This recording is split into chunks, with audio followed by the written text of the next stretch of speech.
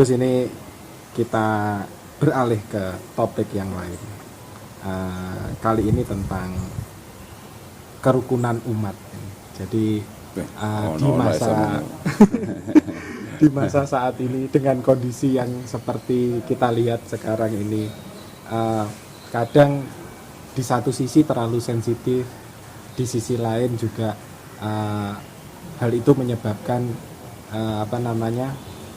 antar umat ini mudah sekali tersinggung. Nah, itu bagaimana Gus ini menurut persepsi jenengan? Padahal Pancasila itu kan sila ketiganya persatuan Indonesia. Nah, ini jenengan melihatnya seperti apa? Fil wahdah barokah. Itu bisa Fil ittihadi wal wahdah barokah. Nah, itu berikut Gus. Biasanya yang paling memicu perpecahan itu apa biasanya? Beda pendapat Gus. Beda pendapat. Bukan beda pendapatan ya. Ya itu juga. Beda pendapat dan pendapatan. Tadi ya macam-macam. Nggih, beda pendapat, beda pendapatan. Ya tipis-tipis lah. Nggih. Memang laras dengan Mas. Jangan benar ketika mengatakan bahwasannya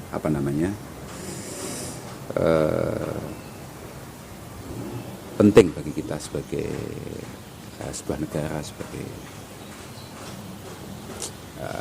satu bingkai masyarakat untuk terus saling menjaga kerukunan, kebersamaan. Kalau zaman dulu ada istilah kegotong royongan, saiyek saiko peroyo, itu memang masya Allah. Tapi itu ya bukan hal yang bisa kita peroleh begitu saja. Pasti ada saling sadar, saling ngerti, saling menghargai. Saya malah ingat dawuhnya Mbah Kanjeng Nabi. Apa ya awalnya lali? Ma'annas kal khiyata. Ma'annas kal khiyata. Jadi kita ini dalam bersosial, kita ini dalam bermasyarakat, ini kayak lagi bikin baju, katakan kayak lagi desain baju, bikin baju. Antal khayat wa kalamukal ibrah. Kamu itu penjahitnya, mulutmu, omonganmu itu adalah jarumnya. Wa idza ahsanta al khiyatah, ketika kamu menjahit itu dengan baik, ketika kamu menancapkan jarum-jarum itu sesuai aturan yang baik, sesuai pola yang kamu gambar, yang sudah digambarkan oleh Allah Subhanahu wa Ta'ala pada kehidupan kita ini, sona'ta sauban jazzaban ghalian, kamu akan bikin baju yang istimewa, yang sangat menarik, yang akan mahal harganya. Ya. Tapi wa in akhta'ta, ketika kamu sembrono meletakkan jarum itu pada sebuah pakaian, pada sebuah bingkai bahan pakaian, katakan kainnya, sembrono mau encep nangkin nangkono, gak tertib, lan tajruha illa nafsa, kamu tidak akan melukai siapapun kecuali dirimu sendiri. Artinya yang paling dirugikan pada akhirnya kamu sendiri. Makanya kita ini harus benar-benar mampu menjaga lisan kita, menjaga mulut kita, dimulai dari menjaga hati kita, perilaku kita, kemudian omongan kita. Iya, saya tidak tahu dulu pernah baca di mana, lupa saya. Ada orang Cina ngomong, ya orang Cina ya, kan dicari utlubul ilma walau bisin. Panjenengan Cina itu ngomong gitu, nanti kak usia, aja udah Cina semua. Jaga mata kalian, karena kalau sudah melihat sesuatu biasanya menjadi sebuah bahan pikiran. Kalau sudah menjadi bahan pikiran, akan menjadi bahan pembicaraan. Kalau sudah jadi bahan pembicaraan, itu bisa menjadi bahan masalah. Artinya mulai dari yang kita lihat sampai yang kita pikirkan sampai yang kita keluarkan itu harus benar-benar kita jaga gitu. Mestinya harusnya ditambahi di awal. Jaga mata, jaga telinga, kemudian lah itu baru. Karena kadang-kadang Kita ini sudah diam-diam enak, kita juga nggak pengen lihat apa-apa, tapi tahu-tahu dengar sesuatu. Kemudian kita pengen ikut nimbrung, padahal kita nggak ngerti apa-apa, kita nggak paham apa-apa. Gitu. Apalagi kayak situasi hari ini. Mulut kita diam 1000 bahasa, bahkan kalau perlu dijahit. Tapi jempol kita sangat kreatif. Lah ini masalah juga itu. Ya. Jempol kita sangat kreatif. Wong pancen alok iku pena. Alok iku pena. Nang dinding alok iku pena. Tapi kritik yang sifatnya membangun. Kalau dalam bahasa kitabnya biasa disebut nasihah ya. Nasihah itu jarang. Tapi kalau hanya sekedar alok, kalau bahasa sekarang apa ya istilahnya? Nyinyir. Oh ya akeh tunggale. Aku yo paling iso paling. Mengko keanggap nyinyir barang itu ya juga butuh keahlian karena itu adalah sebuah kebiasaan. Semuanya itu pasti adalah dari kebiasaan. Dari kebiasaan. Makanya kita harus melatih perilaku kita untuk pada akhirnya menjadi sebuah karakter kita. Karena karakter kita sangat menentukan nasib kita. Kritis boleh mungkin tapi ada ilmunya gitu. Iya betul. Makanya kan gini Mas. Makanya kan pesene Mbah Kanjeng Nabi itu kan jadi ada kitab namanya Ihya Mas.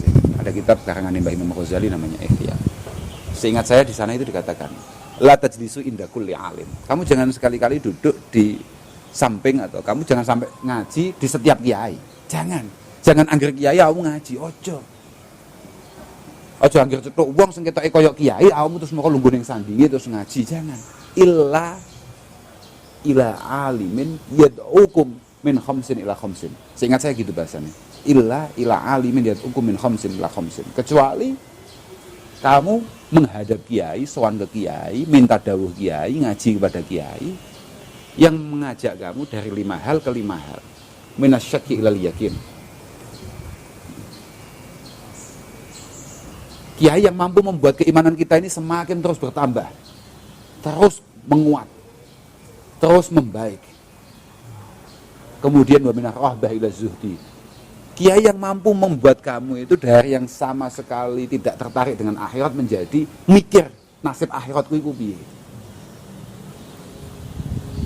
Ora mek donya ora. Ya adalah arah ke sana itu.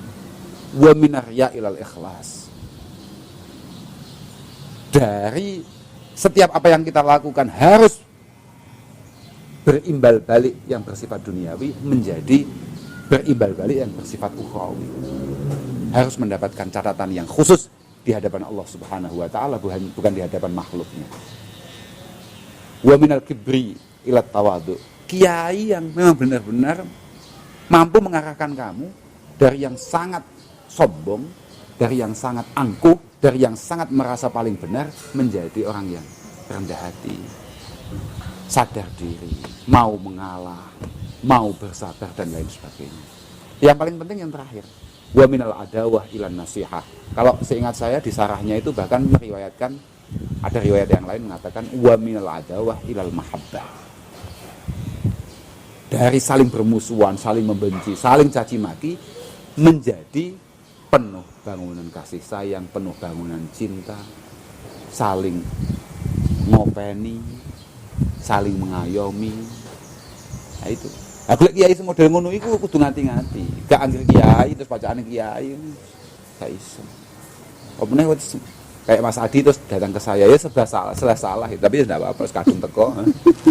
Kadung teko wis piye maneh. Gimana? Kalau saya jelas salah itu. Kalau saya jadi sampean enggak mau saya ke sini. Iya kalau saya jadi sampean. Ini enggak jelas ini, enggak cocok dengan tadi itu kriteria kiai-kiai tadi itu. Ya enggak cocok. Ya enggak apa-apa. Gus, artinya tapi kan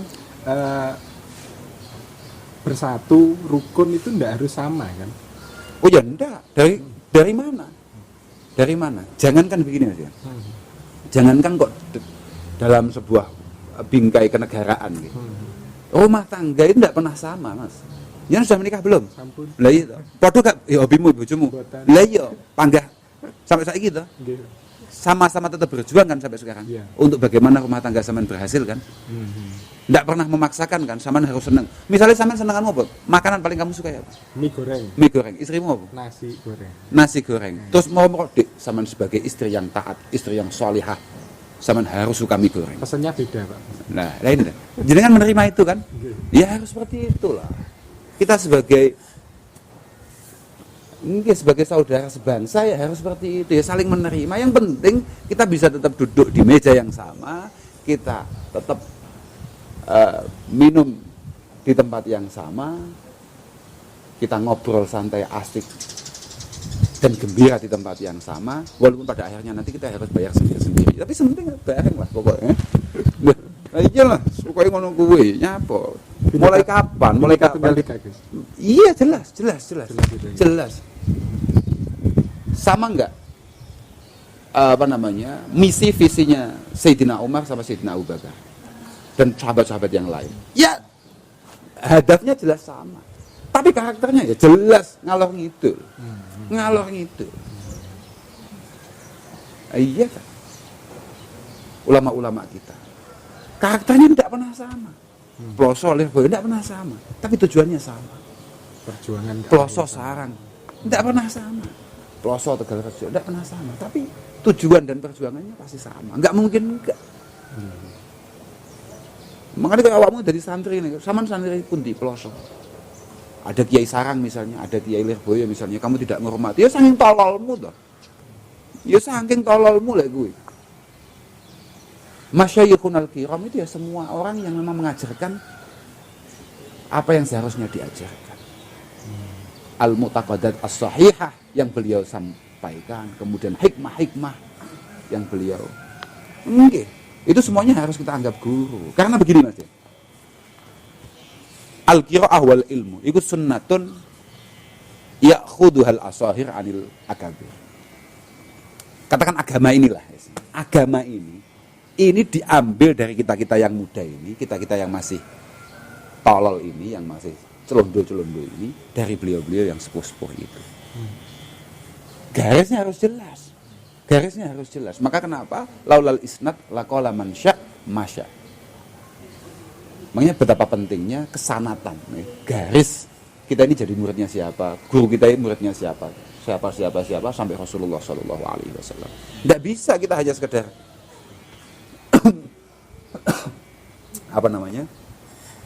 Allah. Aku watuk ini keliru loh Pak, tenang. Watuk ini musim-musim ini wis dianggap watuk fatal. Senajan mek keselak tenan.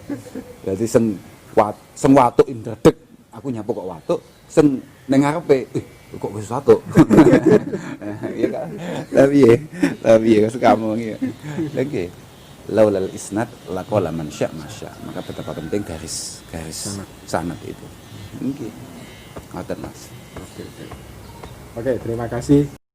Jangan lupa like, komen, dan subscribe channel ini. Radar Kediri TV,